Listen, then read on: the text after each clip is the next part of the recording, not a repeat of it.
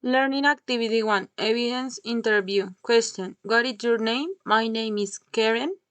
How do you spell it? K-A-R-A-N. Where are you from? I'm from Colombia. How old are you? I am 23 years old. What is your marital status? I am single. What is your occupation? I am a student.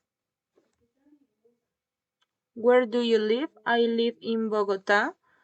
Who are the members of your family? My family consists of my dad, my mom, and my pet. How old are they? My dad is 52 years old. My mom is 52 years old.